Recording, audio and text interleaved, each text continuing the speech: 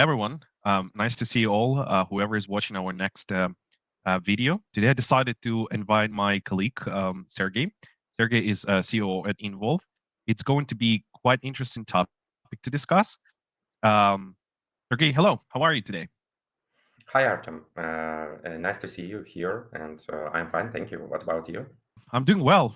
Thanks, Sergey. And I think today is going to be a very interesting discussion since the topics we're going to touch base are really, really important and they are sometimes hidden for the businesses. And it's really important to overview them and to help other companies maybe to see value that we can bring. Um, Building our networking and our establishing the relationships with the partners, clients, leads, partners, etc., etc. Sergey, could you please introduce yourself? Tell our audience a little bit about your role at Involve, please.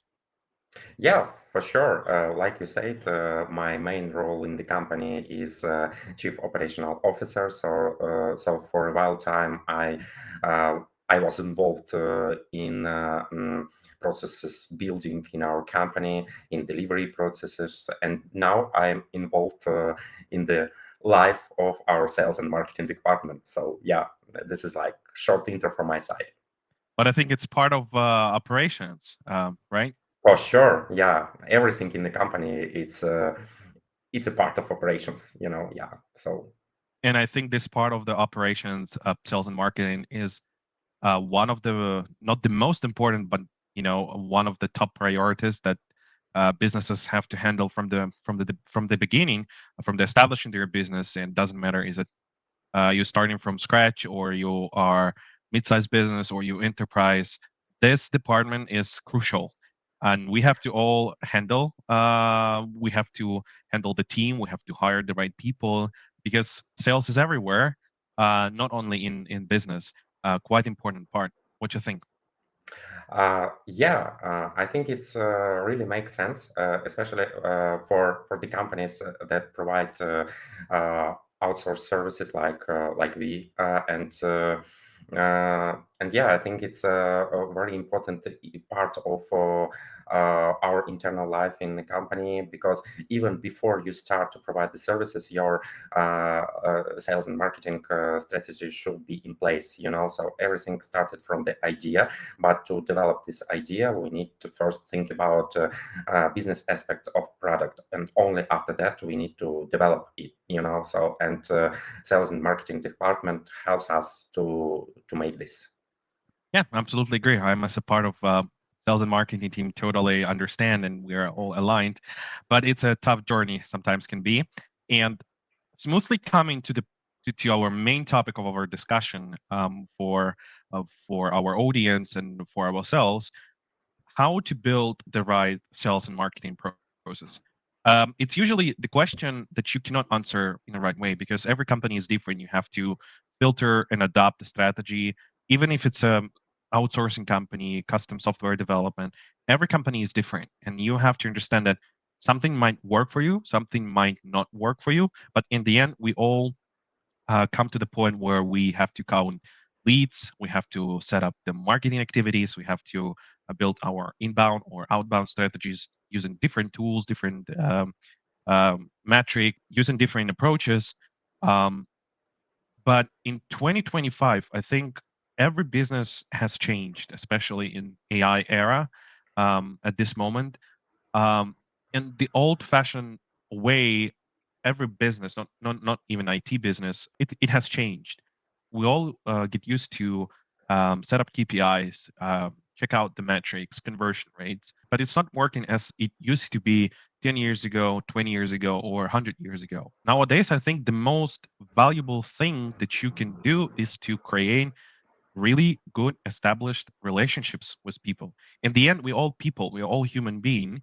Business is business, but if you just do business, you cannot grow, you cannot deliver the value um, of the services you provide or the product you provide.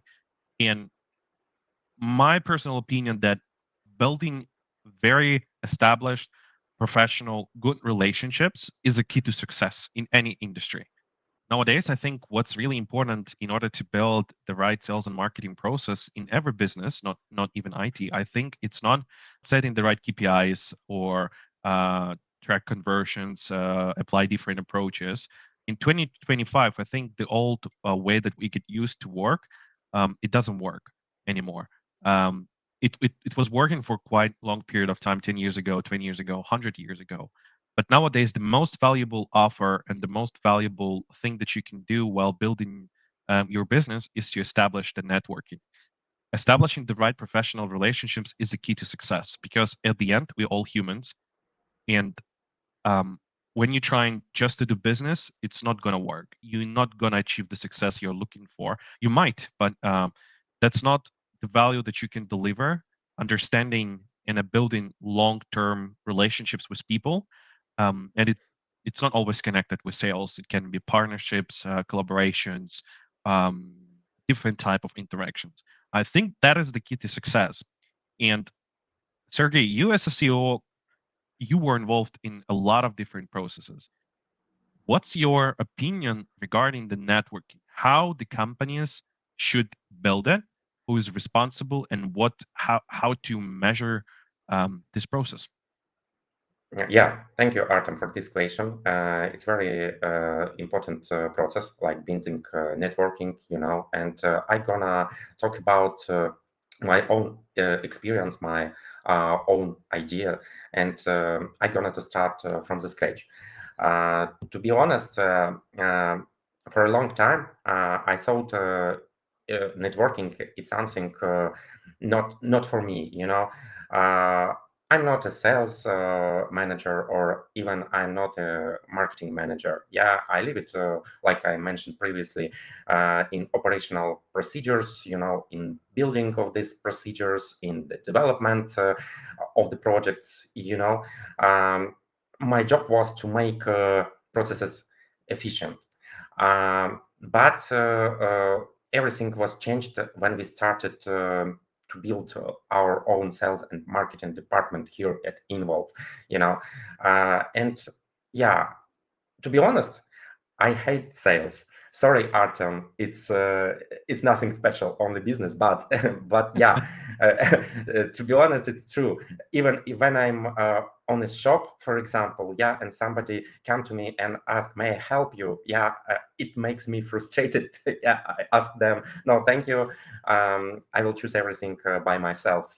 And it's like my own lifestyle. And I started to think, but at the same time I started to think about how I can help my team, to evaluate the procedures of marketing development, of sales. And I understood that it's not only about the sales procedures.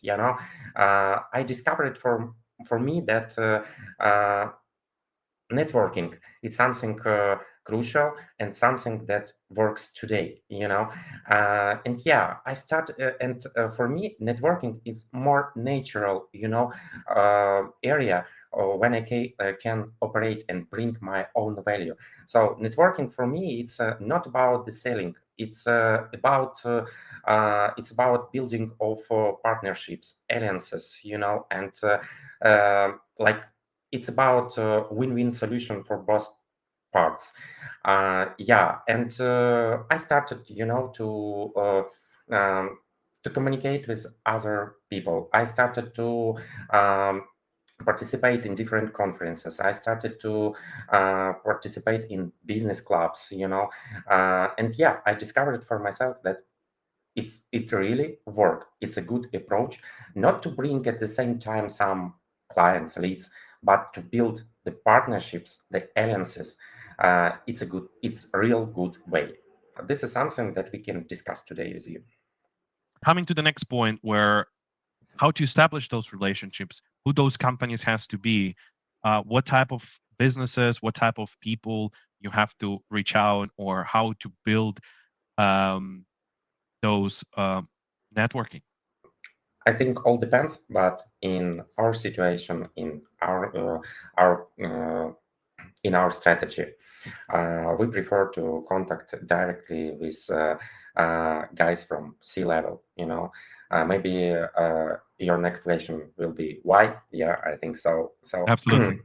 yeah, um, I think it's about the trust, because on the C level, there are people who have the main responsibility in the company, and the decision making can be faster, and you can communicate with this person like uh, with a real decision maker,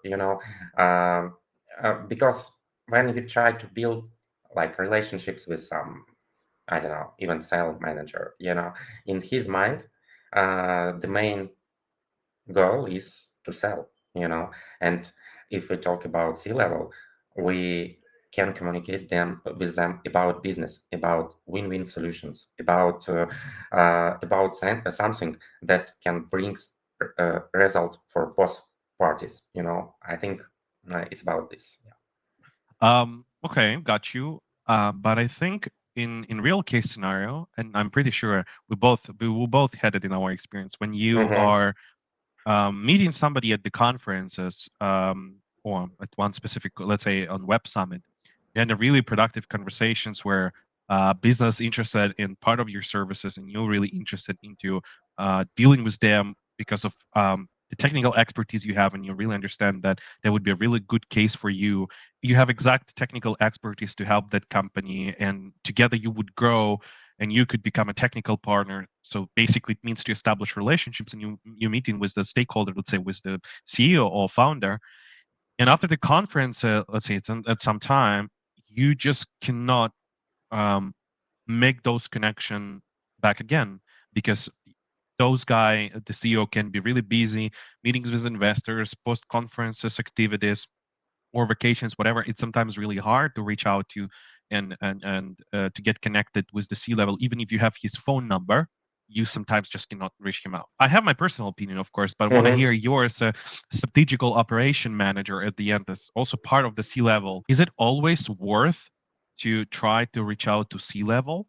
Maybe sometimes it's easier to get connected with a little bit lower managers that, let's say, in bigger companies or same level as you, uh, just to find this mutual pain points or something like this, and then go to discuss it with the stakeholders.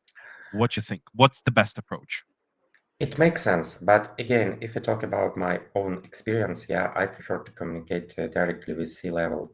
Yeah, for sure, I can ask some sales manager to provide me with a contact or to arrange a meeting with a C-level guy to discuss some things. But for me, uh, mm, you know. Maybe because I understand that I would like to discuss some win-win solution, only win-win solution for both sides. I think that the guy, the real decision maker, should be in this conversation, And yeah, maybe it will be later, on the first stage, I can communicate with somebody else from his company. Yeah, but finally, I would like to communicate with the guy who make decision. Okay, it could be not the guy from the C level, but this guy should be a decision maker. For me, it's crucial. Yeah, and it will be interesting to hear your ideas.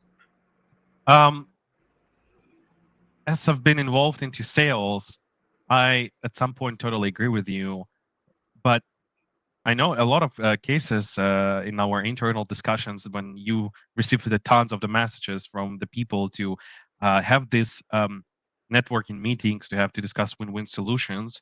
And I think what's valuable to for our audience, for our viewers, maybe some internal insights. What you as a stakeholder, as a C-level, what has to be, what type of messages or what type of communications um, you answering, so you are responding, and how to make this meeting happen. Let's say you do know each other, but you know that you could really bring value to them and they could bring value to you. What the best approach for sales guys or for marketing guys who is reaching out to you in your real life? What are you responding to, and what are crucial exactly for you? Mhm. So I think the answer will be natural. Um, if I'm interested in some things, let's say. Yeah, for example, today I'm interested in finding like a partner in let's say UX UI development, so I will pay attention to to this guy who write me. If I'm not interested in, I don't know, some sales and marketing help from outside, I never answer this message, who come to me and ask, hi man, we can discuss the cooperation in the marketing things, or in the business development, or something like this. So uh, it should be the match of my idea with the correspondence that I received, how like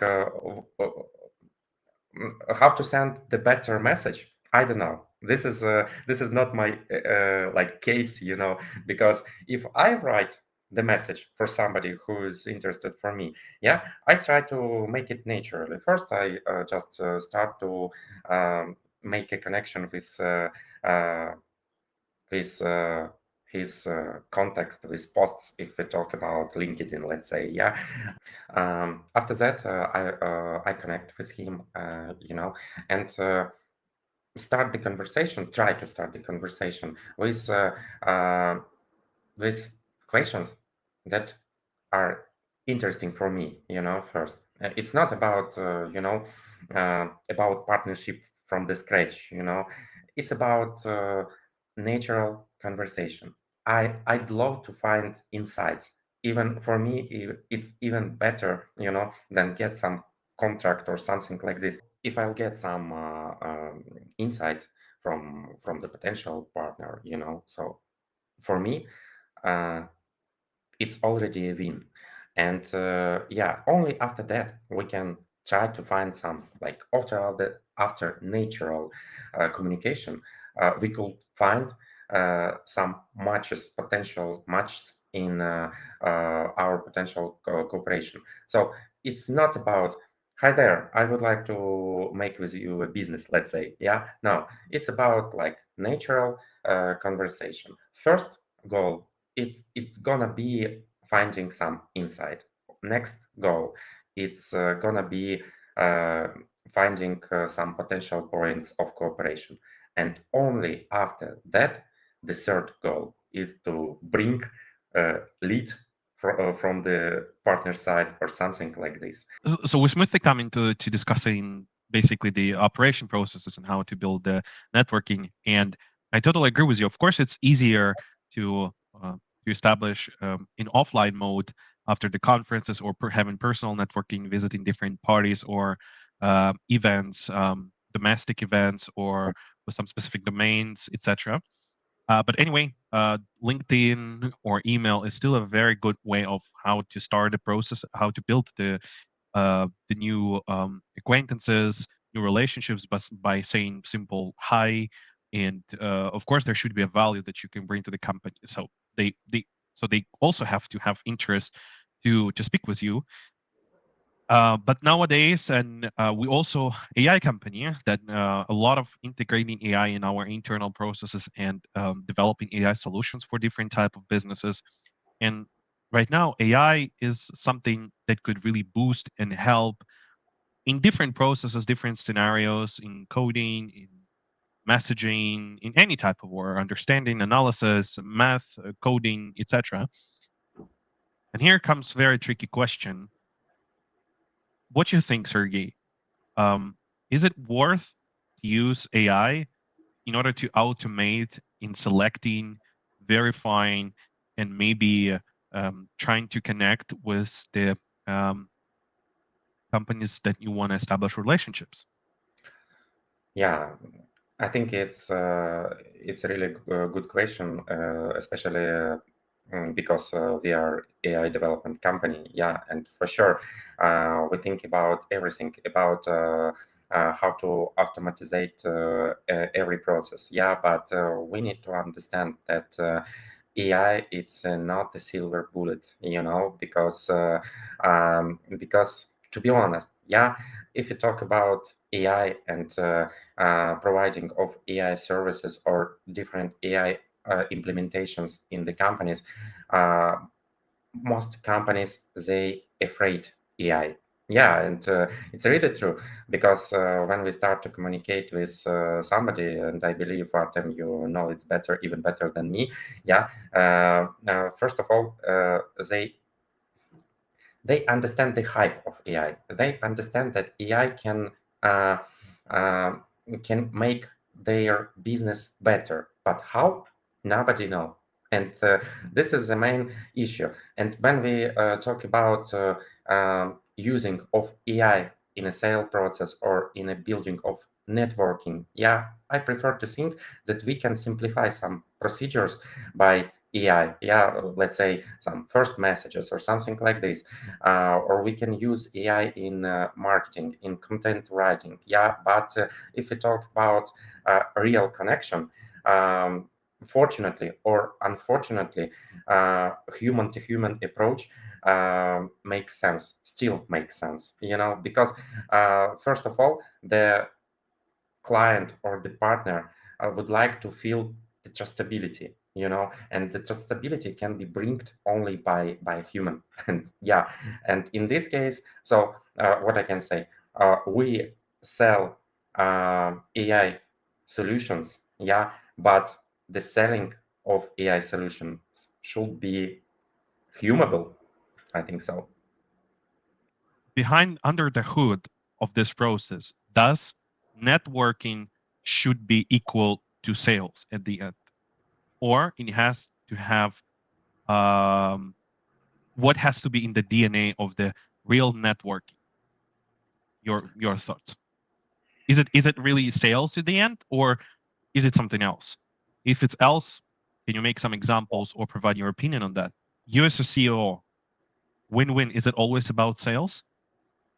No, it's not only about sales. It's about collaborations. It's about, let's say, um, uh, we, beside AI solutions, we provide the development of fintech solutions. And for us, for example, it was crucial to find some legal partners or partners from financial consulting companies. Why? Because our main service is to provide software development in fintech. But fintech domain, it's not only about software. It's about opening bank accounts. It's about finding of acquired providers. It's about establishing of legal entity, in some country. And we completely understood that we cannot cover everything uh, by our side, and that's why we started to look for companies that provide professional services in these domains. For me, it's better to cover all the requirements of the client who come. Yeah, it's better than just to say, okay, we can provide you with a software solution, but we cannot help you with opening bank accounts and something like this. And when I talk about alliances, here I mean that we are looking for partner to bring more value for our client. This is what I talk about. Yeah, when I mentioned networking, for me, on the first place, it's partnerships that can bring more value finally for our client. We smoothly came to the point where we share our internal DNA about how we come up with the networking. And for everybody who's watching, I totally agree and admit what Sergey mentioned, because in in our main goal is to deliver the value. By establishing those alliances, building the ecosystem of the partners, we can provide end-to-end solution for the customer. Or if it's not end-to-end, part of the scope, or help with some part of the business, or whatever, we would be able to do that. Without alliances and networking, we would just be regular software development company, which is thousands of them on the market, and we understood that we don't want to be a regular software development vendor. We want to bring real value, helping businesses to grow or scale. and we have to have this ecosystem in order to do that delivery process. And I think that's what our team personally doing is to building those networking first is to win-win scenario. I'm committing with your point that it's not about sales first. Of course, there will be some projects where you'll be cooperating, you'll have the mutual business, but under the hood, the first initial point is to basically really be helpful to the specific domain or specific business or specific audience or whatever, is to really help. And sometimes it's free of charge. We have a lot of cases where we help for free. We know that it could lead us to, of course, at the end we are a business, but those kind of relationships led us to new insights, to the new markets where we could realize our capabilities, provide our expertise, and at the end to deliver the real service which our clients ready to pay for, and they would be satisfied. And at the end, it's going to be successful relationships. Exactly. Yeah, finishing this part. And coming to the next point, where a lot of businesses doing networking and coming to this path, and it's a key to success. Collaborating with multiple businesses, multiple companies, how to define and really understand the focus group, the target audience, the target businesses you want to build those alliances, build the networking, and get this win-win solution. Hmm. Hmm. Yeah, That open question. it's a good question, and to be honest, it's very philosophical case. I think that first of all, you need to understand your ICP, ideal customer profile. Yeah, you like a company should understand uh, the way or your own strategy.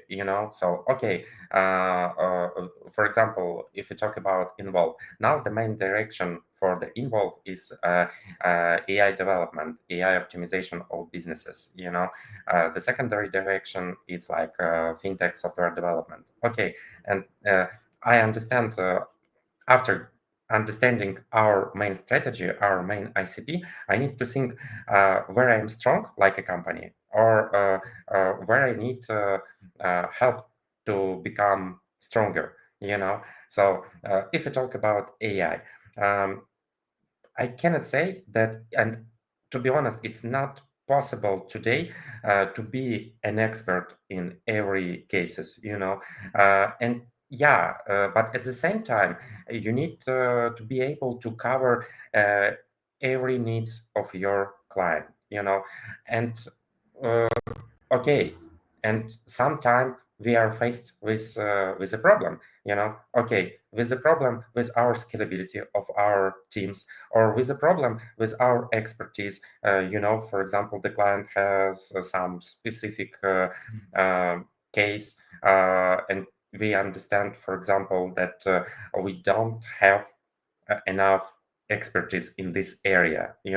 So for me, it's very crucial to find, in this case, for me, it's very crucial to find a partner who can help us to cover all the needs of our clients, because taking the client on the board, it's better than just say him goodbye.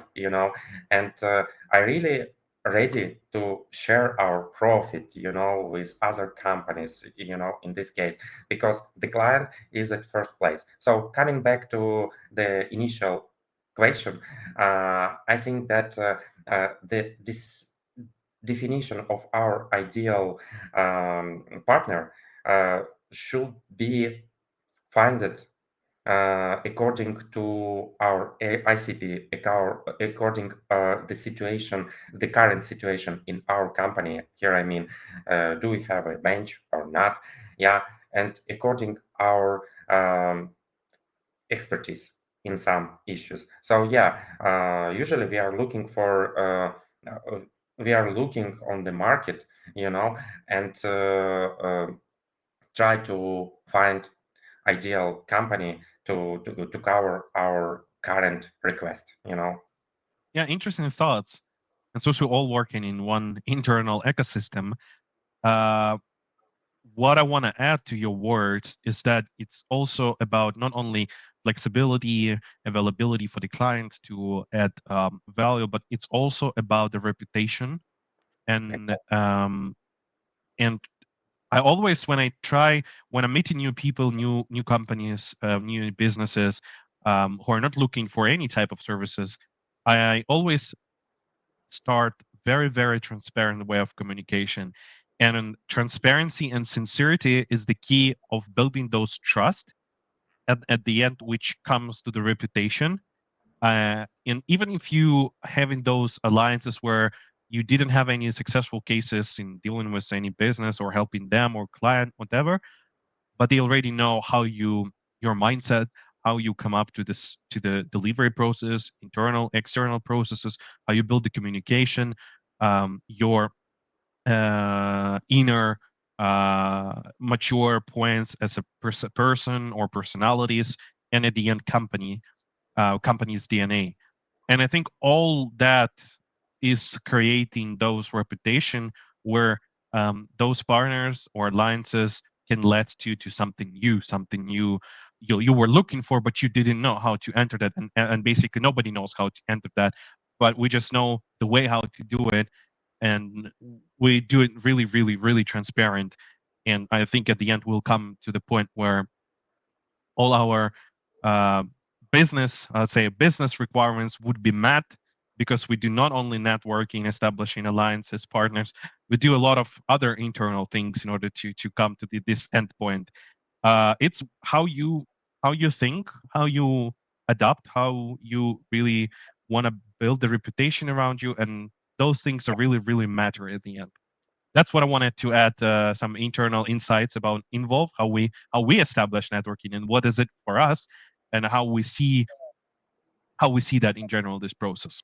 Yeah, because the trust behind the client should be at the first place, you know. The last but not least thing to discuss today is the type of networking that we have inside of Involve, and I think a lot of other companies also differentiate that. As you already mentioned, 5 minutes ago, there are like legal partners, there are development partners, UI UX companies that we have been partnered with. But for instance, the other type of networking, which is my responsibility in the company, is to establish relationships with logistics companies that are struggling with the AI optimization, with the optimization of their businesses and processes. And they were looking for the vendors, third-party solutions, white label products, how to optimize their internal losses by implementing AI. And the communication started very simple as well, like, hi, hello, we know that you're doing this, and we are doing this.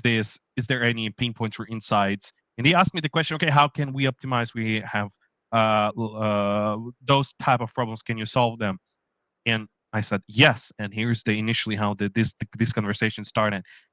And differentiation of those partnerships, those alliances as ecosystem, they have three different ways, right? Sergey, in your responsibility, how do you differentiate and prioritize type of partnerships and relationships, uh, and whether we do so?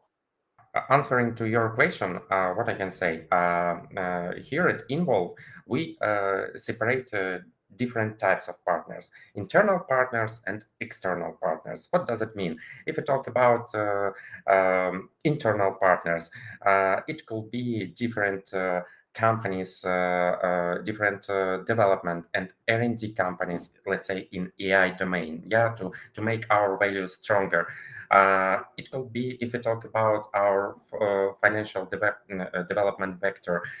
Here we are looking for legal partner, financial consultant companies that can again make our expertise stronger, you know, for the client first of all. Yeah, but if we talk about AI, yeah, here I think it's more about external partners. I believe that, and you know, that we touch different domains when we communicated with companies about AI. And for sure, to be let's be honest, yeah, not in all sectors or domains, we are strong. Yeah, and that's why here we are looking for external partners. And here maybe you, Artem, can add few words about what partners I talk about. Thanks, Sergei. I wanted you to ask me this question because that's basically one of my main responsibility is to establish those partnerships and build a networking. And a little bit insights from internal kitchen of Involve. We differ couple of groups of what type of networking we're trying to build. Of course, we have a very strong AI expertise technical team, but we helped a lot of clients from different type of industries. Our main is fintech, of course, but we also quite good at healthcare, understanding the needs and the problems. Same in logistics. We understand the pain points, the issues, the problems that the businesses are facing. We all know that they need that type of service and they would love a lot of problems to be solved. But you also mentioned it's sometimes really hard to help business because they either afraid of this or they don't know what they need. And my goal is to show them that how the value of development, AI development, or not only AI development, but process optimization, business optimization, or any other custom development turnkey solution for their business could work.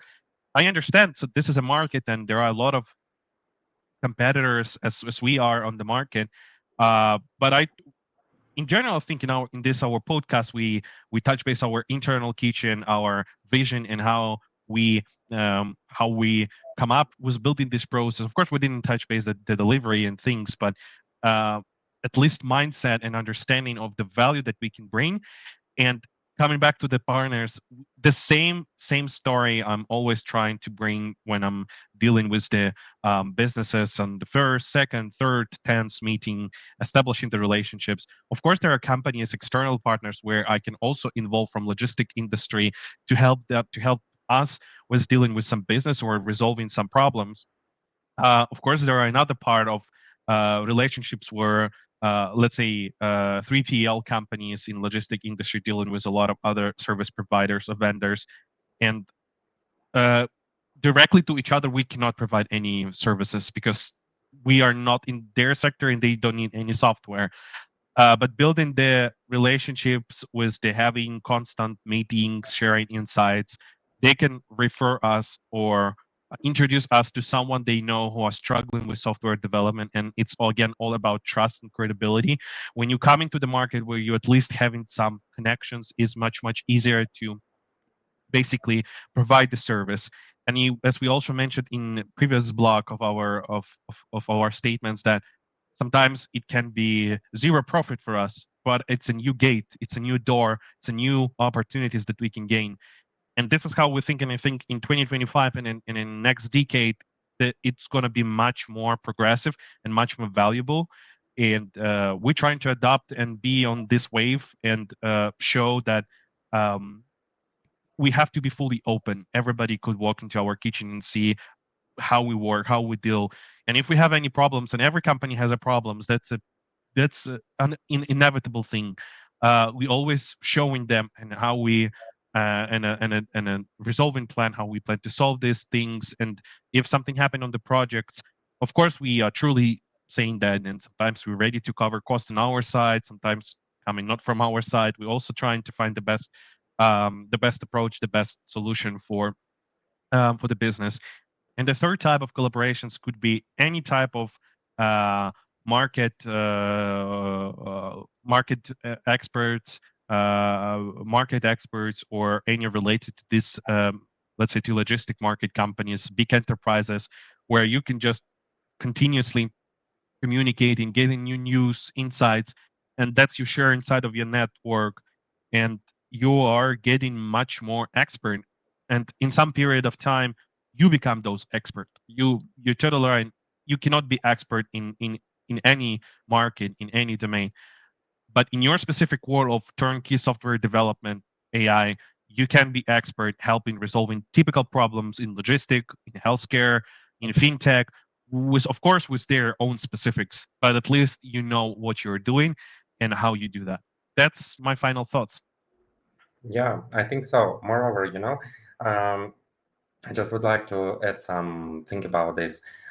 If we talk about partners, if, for example, we talk about one IT company with another, and usually I I heard that um, another company they afraid to make partnership with other IT company. Why? Because they think that this company can be like a competitor of them.